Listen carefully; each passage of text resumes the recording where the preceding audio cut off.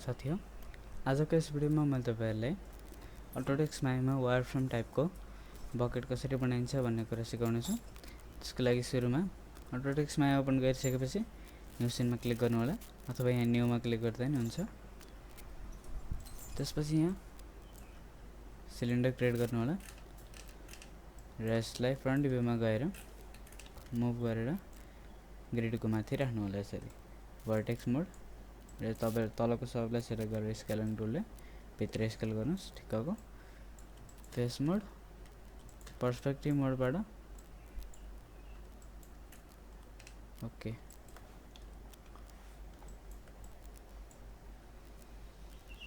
Vertex मोडमा गरे यो भर्टेक्सलाई select control shift to face गरेर यसलाई डिलिट गरिदिनुस्। अब mesh tool insert edge loop option box में गएर रिलेटिभ डिस्टेन्स फ्रम एज मा क्लिक गर्नु होला र माथि यहाँ र तल यहाँ एउटा एज लुप राख्दिनु होला। त्यसपछि क्यू इज मोड मा गएर तलको यो सब एजले फ्रन्ट भ्यू मा गएर तलको सब एजले यसरी सिलेक्ट गर्नुस् यसलाई डिसिलेक्ट गरिदिनुस्। त्यसपछि माथि यहाँ बेभल एज मा क्लिक गरेर बेभल गरिदिनुस् यसलाई फ्रिक्सन बढाउनुस् यसरी segment sorry control Z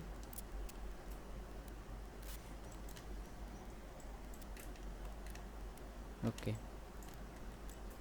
top view मा गएर इज मोड र यो इजलाई डिलिट।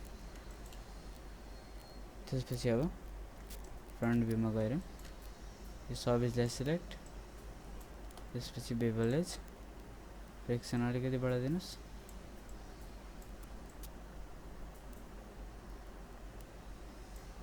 अनि सेगमेन्ट यति। त्यसपछि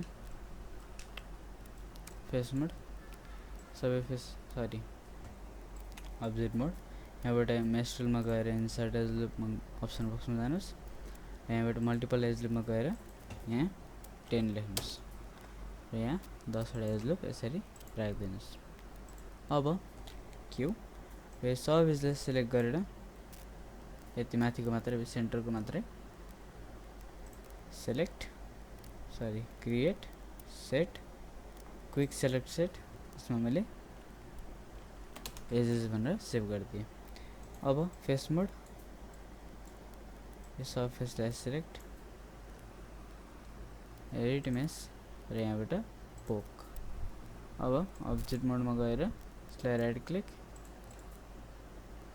यहाँबाट सिलेक्ट सेट मेम्बरमा क्लिक गर्नुहोस् यहाँबाट वायरफ्रेम अन त्यसपछि यसलाई डिलिट गरिदिनुहोस्।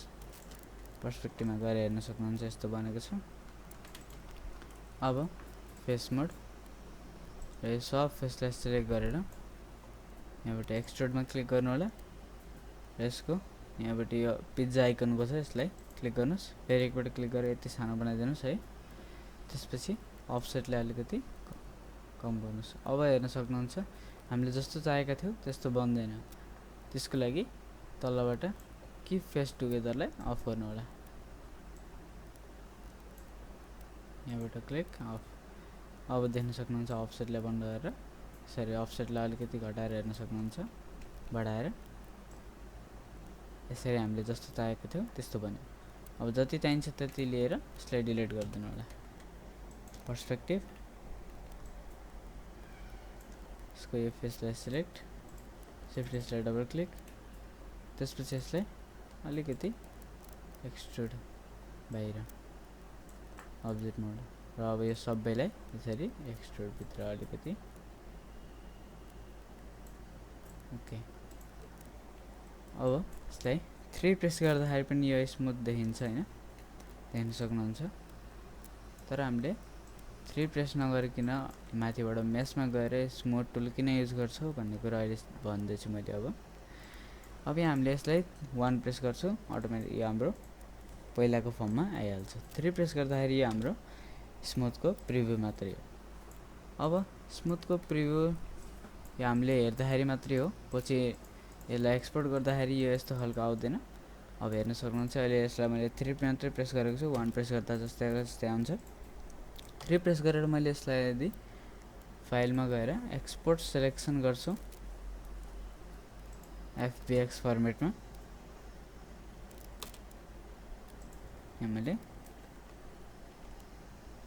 बकेट भनेर मैले डेस्कटपमा सेभ गरिदिन्छु अहिले एक्सपोर्ट अब यहाँ डेस्कटपमा गएर हेर्न सक्नुहुन्छ यसलाई ओपन गरेर यसलाई एक्सपोर्ट गरिसकेपछि पहिलाकै फर्ममा हाम्रो यसरी आएको छ यो स्मुथ भएर आएको छैन अब यसलाई स्मुथ फर्ममा लिएर आउनु छ भने तपाईहरुले जहिले पनि यसलाई 1 प्रेस गर्नुस् सिलेक्ट गरेर मेशमा गएर स्मुथ गरिदिनु होला मैले डिभिजन 1 नै राखे किनकि कम्प्युटर अनुसार हैन तपाईको कम्प्युटरले कतिको धान्न सक्छ त्यही अनुसार राख्नु होला मैले 1 राख्छु अब्जेक्ट मोड स्मुथ फर्ममा छ अब यसलाई मैले फाइल एक्सपोर्ट सिलेक्सन गर्छु डेस्कटपमा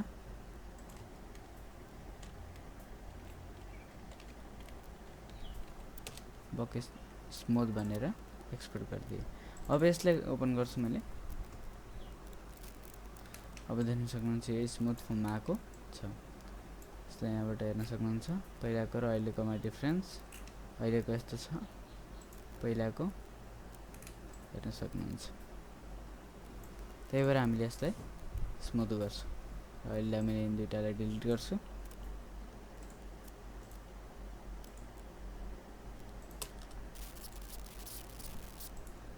ओके यसलाई अब right click assign new material अथवा assign favourite material fungi okay यसलाई मैले ड्र्याग गरेर यता राख्छु राइट क्लिक एट्रिब्युट एडिटर यसलाई मैले यता राख्छु ओके सरी यहाँ ठिक हुन्छ यो ओके राइट क्लिक फंगी भएन तलबाट सिलेक्ट र यहाँबाट मैले एउटा कलर चुज गर्छु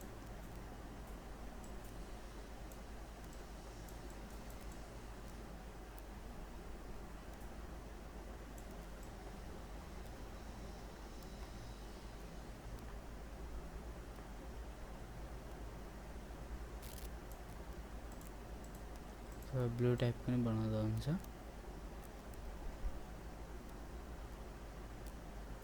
ओके ध्यान सक्नुहुन्छ यस्तै गरेर हाम्रो वायरफ्रेम टाइपको यस्तो बकेट हाम्रो रेडी भइसकेको छ आजको यस भिडियो तपाईहरुलाई मन परेमा लाइक शेयर कमेन्ट सब्स्क्राइब गर्न नभुल्नु होला